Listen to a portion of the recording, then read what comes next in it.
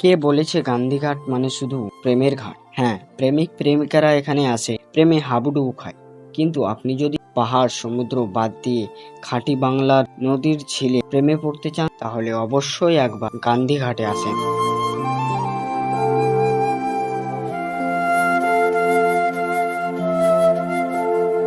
এখানকার মনোরম পরিবেশ ও পবিত্র গঙ্গা নদীর ধারে ঘেয়ে রয়েছে বাবলা গাছ, আর এই শান্ত সিগ্ন নদীর অপূর্ব দৃশ্য যেন আমার মনকে জয় করে নিয়েছে।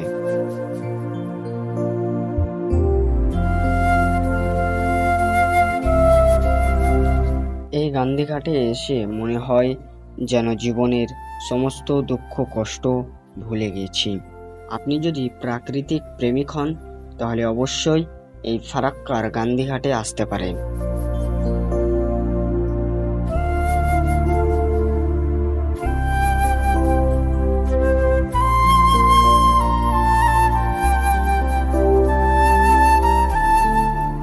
সেই পবিত্র গঙ্গা নদীর জল যেন অবিরাম প্রাকৃতিক গান গেয়ে চলেছে।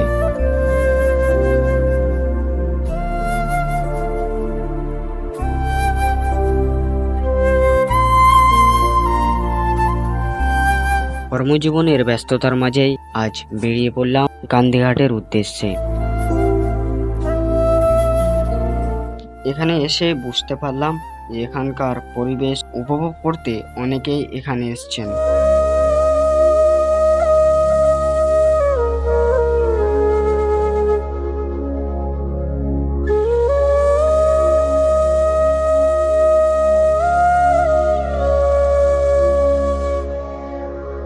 ঘাট থেকেই দেখতে পাওয়া যাচ্ছে ফারাক্কা ব্যারেজ, আর এই ফারাক্কা ব্যারেজের উপর দিয়েই গিয়েছে আমাদের রেলপথ, আর এই রেলপথের উপরে চলে যাচ্ছে রেল। এই যে দৃশ্য, যা বলে বোঝানো সম্ভব নয়।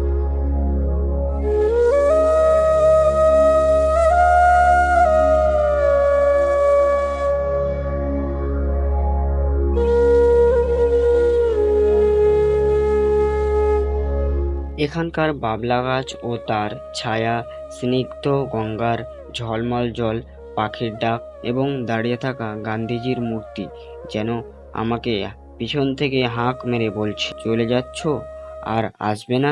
আবার এসো কিন্তু এই গান্ধীঘাটে।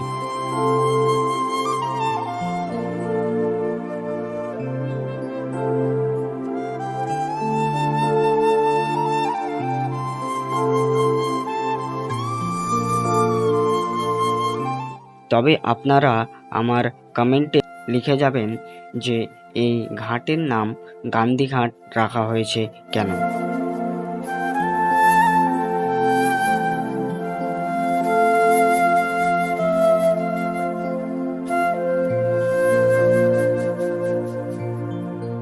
খুব অল্প খরচেই আপনি এরকম সুন্দর মনোরম পরিবেশ উপভোগ করতে আসতে পারেন এই ফারাক্কার গান্ধীঘাট।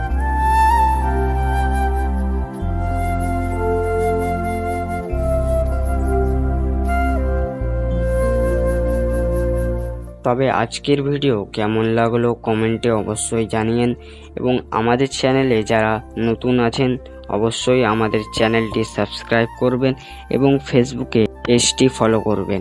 আপনাদের সহযোগিতায় আমরা আরও এগিয়ে যাব এবং আপনার একটি লাইক আমাদের পরবর্তী ভিডিও তৈরি করতে উৎসাহ দেয়। দেখা হচ্ছে পরবর্তী আবার কোনো ইন্টারেস্টিং ভিডিওর সঙ্গে। ধন্যবাদ।